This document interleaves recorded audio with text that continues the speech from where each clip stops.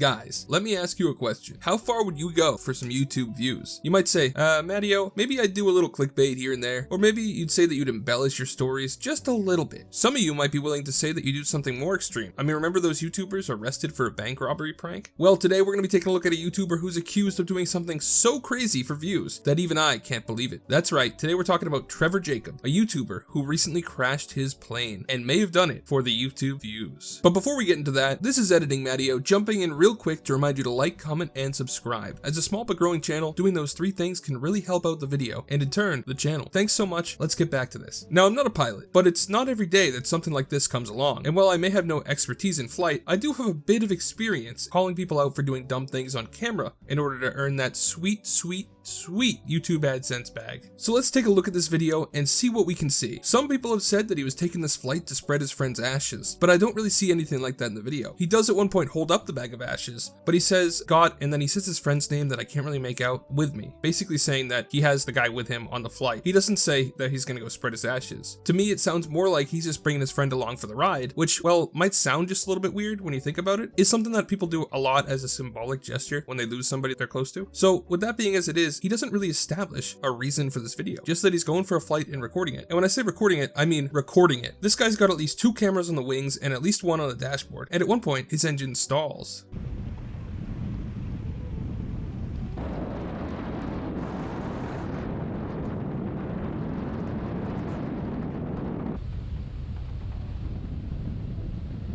Now, like I said, I'm not really a pilot myself, and I don't expect you guys to be pilots either, but think about it for a second. What's the first thing you would do when you're in a plane and the engine stalls? Would you try to troubleshoot what's happening to see if you can save the plane? Would you radio for help? Would you try to find a safe spot to glide the plane down to, like Captain Sully did in the Hudson River? Or would you just yeet yourself out of the plane with a parachute without knowing where you are, without radioing for help, and without knowing that your plane isn't gonna glide its way into somebody's house? Also, without knowing if your plane's gonna start a huge wildfire in the hills? Because it seems like that's exactly what our good pal Trevor did. Here, take a look.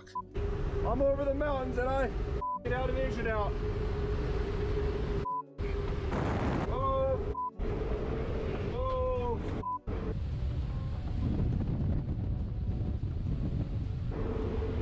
Holy dude. Holy. Oh shit.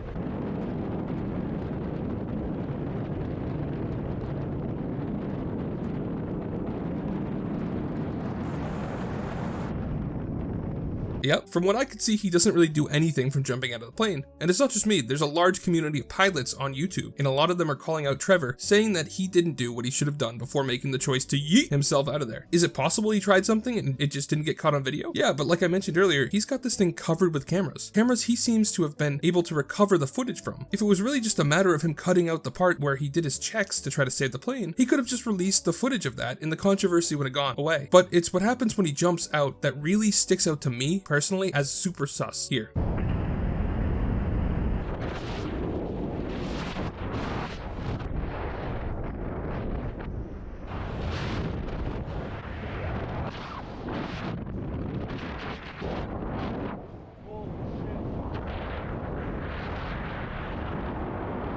He's able to film himself skydiving. Think about that for a second. He packed a handheld GoPro with a selfie stick on him. Why in the world would he need to pack a handheld GoPro with a selfie stick if he's not planning on jumping from the plane? We established earlier that the plane has a number of cameras on it, including one on the dashboard, and there's not really any better camera angles from the inside of a cramped cockpit than the angle from the dashboard looking at him. On top of that, I can't see somebody who really believes themselves to be in a life-threatening emergency stopping to turn on the GoPro, get the GoPro out of its bag, turn it on, and make sure that it's recording before making the decision to abandon ship. It just makes no sense to me. The addition of that handheld GoPro is just something I cannot rationalize in any way, shape, and form. What do you guys think about that? Now, from here on in, the video is him parachuting and landing, which luckily he did without seriously injuring himself, just with a few cuts. He's in an area that he doesn't know, in the middle of nowhere. So what does he do? He hikes to his plane. I spot the plane. I see it down there. Oh my gosh, dude. I have no idea where I am.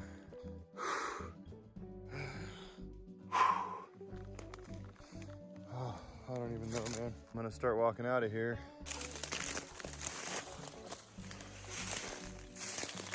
Now again, this is something I just really don't understand. I mean, think about it. If you're in a real life-threatening scenario, you're gonna do one of two things. Either you're gonna try to hike out of there right away and not bother looking for your crashed aircraft, or you're gonna find the aircraft and stick with it until help arrives, which is probably the safest option because people are gonna notice that you didn't land your plane on time and you disappeared. Then the rescue teams can follow your flight path and figure out where you are. The US airspace is like the #1 monitored thing in the world. But he decides not to just hike out of there straight. He goes to the aircraft, he probably takes the GoPros with him, and then he starts to walk out, which is just a weird thing to do. Why would you go to the plane to get the footage and everything before abandoning, you know? Why wouldn't you try to just get straight to help? And I need to mention again that it's really dangerous to just go off in a random direction if you don't know where you are. The #1 advice that people give about being lost in the wilderness is to just stay put. So often they find people's abandoned cars or something, but they never manage to find the people because they wandered off. That aside though, he does eventually manage to run into some random farmers who save his life and take him out of there. But there's just so much wrong with the video of the crash that I don't really know where to start. I mean, without the crash, what was the purpose of his video? Just a video of him flying? That doesn't make any sense. All the other videos on his channel have some kind of message or something exciting going on. It wouldn't fit in with his content. Why would he just film a random plane ride? Then there's the matter of him flying with a parachute already on. He mentions in the video that he always flies with a parachute on, but from looking at his own videos, we can tell that that's a lie. And other pilots are pretty quick to say that this is not a normal thing that pilots do. Also, this video used to have a brand sponsorship, which he has since gone in and manually edited out of the video, meaning that the sponsor probably saw all the controversy and asked for it to be removed. But a lot of people are saying that the sponsorship was one of the reasons that could have driven him to stage this crash, since it would have helped him out if his video with the sponsorship got a lot of views and might have helped him get more sponsors in the future. But again, just with all the sketchy things that I pointed out, I'm not sure that I can believe that this guy would have crashed his plane solely for a YouTube video, right? I mean, if you think about it, planes are really expensive and he's not going to make plane money from a single YouTube video. And also you have to think about the criminal aspect of it, because it is a crime to crash your plane on purpose, and this incident is being investigated by the FAA. So if he did in fact crash it on purpose, he's going to be in some serious trouble. But the most vindicating thing for him is that he crashed it in the literal middle of nowhere. If he was going to stage it, I guess he could choose this spot because it's not going to damage anybody else's property and you're probably not going to hurt anybody else. But it's also a terrible place to stage something like this because you're going to have to hike out of there and you don't know where you are and you're just in a dangerous and life-threatening ordeal literally the entire time. So why would you choose to do it there? I just don't understand. If he's going to do it, why would he fake it so far away from civilization? Doesn't make sense to me. And I just really don't know what to think. I lean towards thinking that he did do this on purpose for the YouTube views because of all the weird things I pointed out, especially the fact that he took off wearing a parachute for no reason and that he had the extra handheld camera ready to go and he took the time to make sure it was recording when he was jumping out of the plane. But people do weird things sometimes, so I really can't tell you guys for sure. However, as I mentioned, there is an FAA investigation into this crash. They investigate all airplane crashes, so there's nothing weird about that, but because of that, at some point in the future, we will know for sure what the experts think. I'm not sure how long it will be before that time comes, but I'll try to keep you updated if I see anything about the investigation. What do you guys think of all of this? Do you think it was too weird for it to be real and that he must have done it on purpose? Or do you think it was really an accident and he just made a mistake by putting this on YouTube? I'd love to hear from you in the comments. Anyway, that's all we have for today, so have a great day and God bless you.